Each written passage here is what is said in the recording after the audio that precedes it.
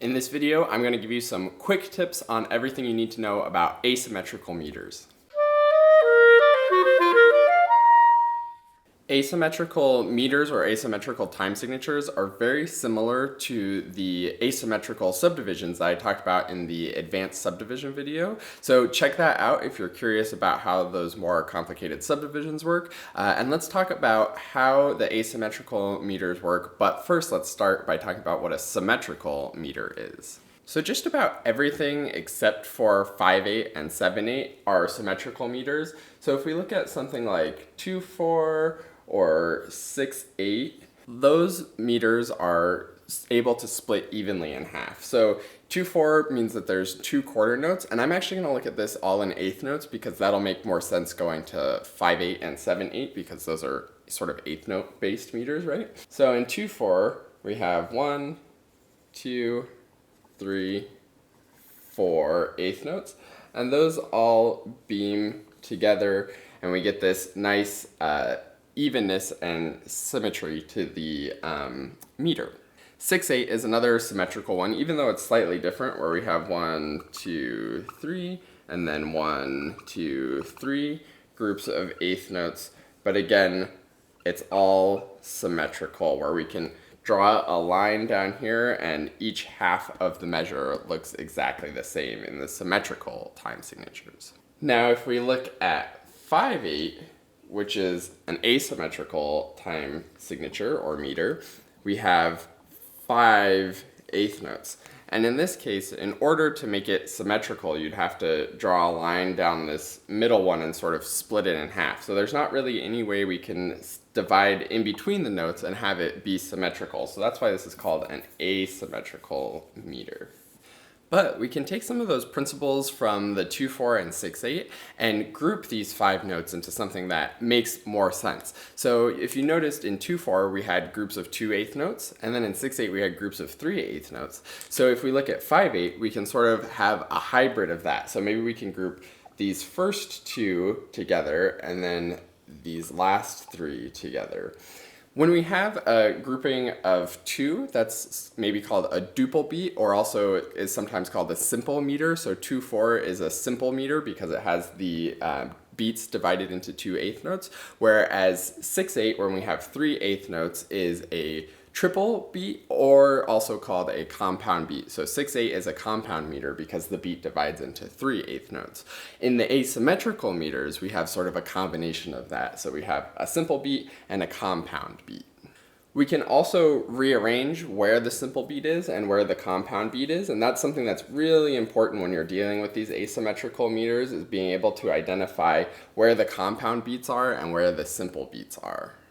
The other thing that makes this asymmetrical is actually the steady beat isn't super steady. It's consistent, but it's not exactly the same. Whereas in the symmetrical meters like 2/4 and 6/8, we have 1 and 2 and 1 and 2 and 1 and 2 and, or 1 and 2 and 1 and 2 and, where that beat is staying consistent and steady. In the asymmetrical meters, we actually switch between those two, so we get sort of a shorter beat and then a longer beat. Because these eighth notes are all going to stay steady, they're not going to be changing speed. It's not eighth notes and then triplets, because that would be a 2/4 rhythm. They're all steady eighth notes, so we actually change the steady beat to short, long, 1 2 1 2 3 1 2 1 2 3 1 2 1 2 3. So that's also an asymmetrical part where not every beat is exactly the same length. We have short, long, short, long.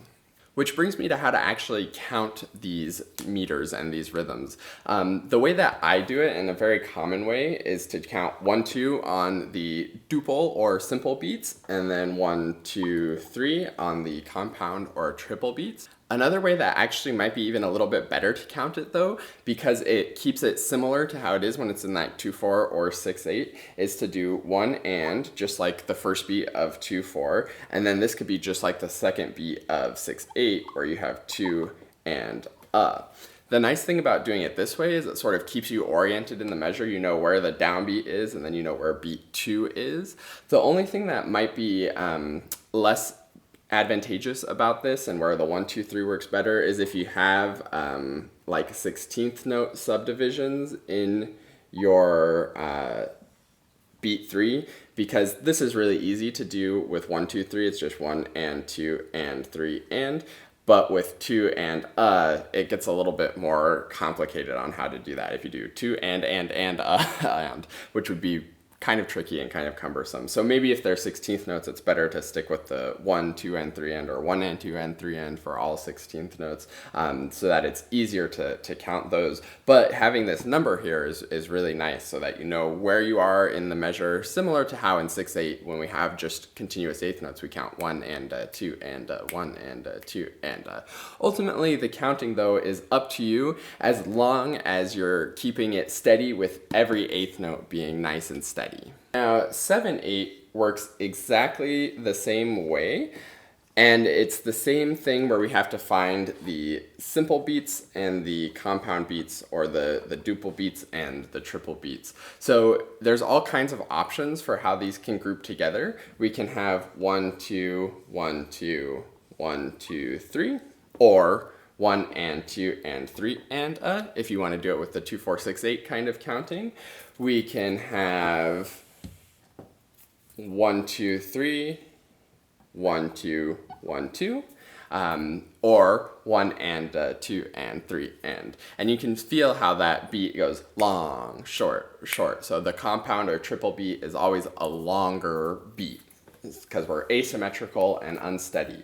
The other option that you can have is 1, 2, 1, 2, 3, 1, 2. So 1, 2, 1, 2, 3, 1, 2, or 1 and 2 and 3 and.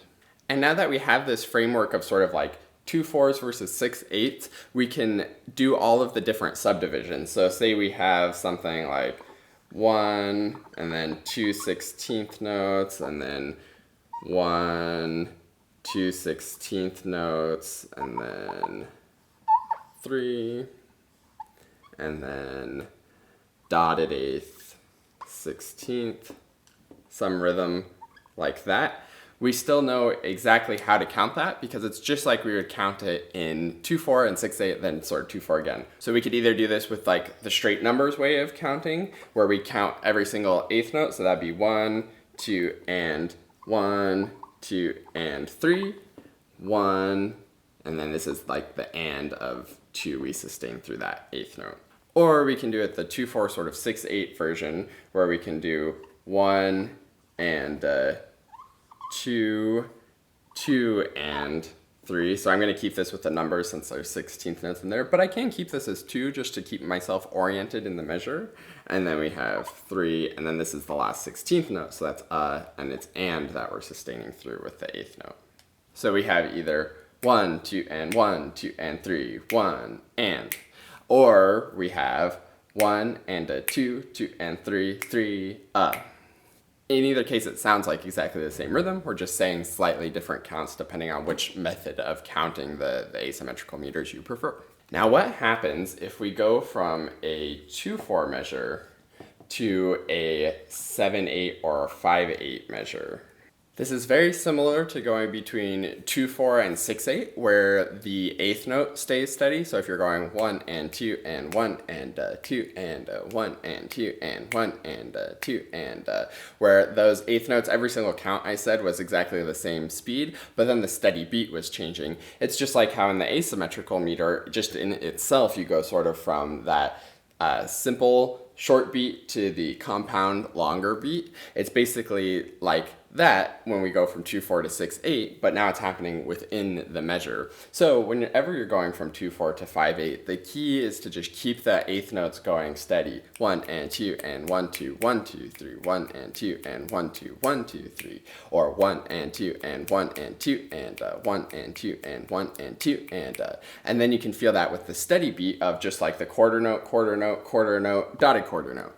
1 and 2 and 1 and 2 and 1 and 2 and 1 and 2 and that's what's so cool about asymmetrical meters, is that you get this really groovy sort of short, long, short, long. And if you really string them together, and you can even go from 2 4s and then 6 8s with a compound meter, and then 7 8s and 5 8s, and have all kinds of a mixture of those, and it becomes this really fun groovy of like short, short, short, long, short, long, long, short, short, long. You have all these different beats, and it's all asymmetrical and exciting and interesting and can create some really nice grooves to it. Some famous pieces that do that maybe are The Rite of Spring has all of these asymmetrical beats, and it really caused a lot of upset at the premiere of it if you don't know about The Rite of Spring, because of all this really sort of primal, really earthy, not natural musical phrases where it sort of throws things off a little bit, and that's what's really fun about these asymmetrical meters.